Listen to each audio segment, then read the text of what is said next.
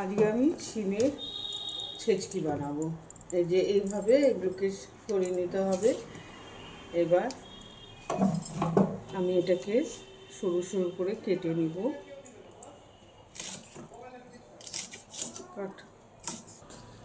এই দেখুন, এইভাবে ছোট ছোট সরু সরু করে কেটে নিতে হবে।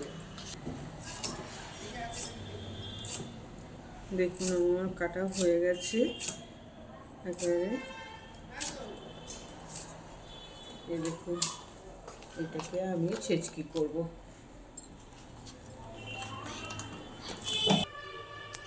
আজকে আমি সর্ষে আর কালো জিরে সম্বার দেব। এর মধ্যে কাঁচা লঙ্কা দিয়ে দিচ্ছি। আজকে শুকনো লঙ্কা এখন দিব না, পরে দেব।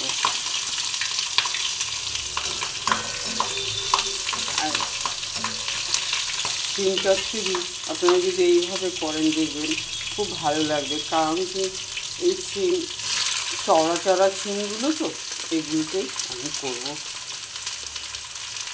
কালকে যেরকম মূল্য করেছিলাম আজকে শিম করছি, কারণ শিমটা আমার নাতনির ফেভারিট।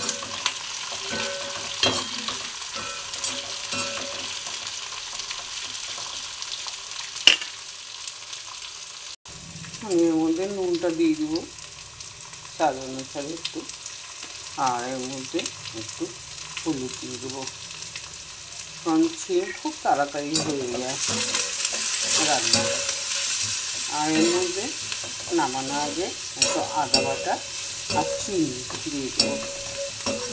আপনারা তো সর্ষে বাটা খেয়েছেন, কিন্তু শিমের ছেচকি খেয়েছেন কি আমি জানি না, কিন্তু শিমের ছেচকি ভীষণ ভীষণ টেস্টি হয়। আমি শিমটার মধ্যে সামান্য একটু চিনি দিব,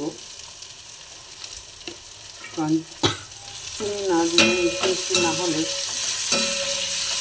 একটু ঝাল লঙ্কা মিষ্টি ভালো লাগবে না খেতে, সেই জন্য একটু চিনিটা আমি দিয়েছি।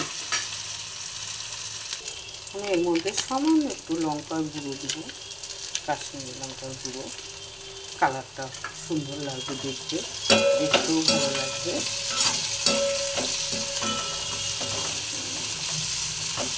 দেখুন কালারটা চেঞ্জ হয়ে গেছে, দেখুন কীভাবে তেল ছেড়েছে। এবার আমি এর মধ্যে ধনা পাতা দিয়ে দেবো। ধনা পাতাটা না দিলে যে কোনো খাবার আপনি করুন, ধনা পাতাটা না দিলে না একদম টেস্টি হয় না। ধনা পাতাটা একটু প্রয়োজন একটুই আছে। আমি কটা গাছও ধনা ছিটিয়ে দিয়েছি, গাছও হয়েছে আমার। মাঝে সাঝে কয়েকটা করে তুলে নিয়ে আসি, গোড়াটাও রয়ে যায় পাতাগুলো। আমার এই যে হয়ে গেছে ছেচকিটা, এবার নামিয়ে দিব। দেখুন কত তাড়াতাড়ি হয়ে গেল, দেখুন কীভাবে তেল ছেড়ে দিয়েছে। আমি এবার এটা থেকে নামিয়ে দিব, হয়ে গেছে। বুঝতে পারছেন তো, এক হাতে দেখতে অসুবিধা হচ্ছে বলে সারাশিটা একদম ওর মধ্যেই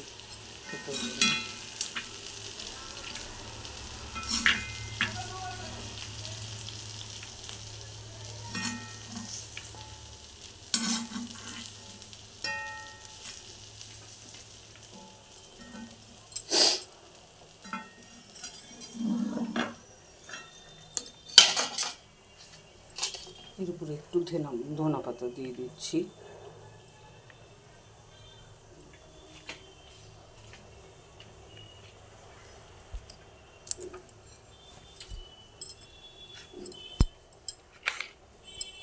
দেখুন, যদি ভিডিওটা আপনাদের ভালো লেগে থাকে অবশ্যই লাইক সাবস্ক্রাইব কমেন্ট অবশ্যই করবেন।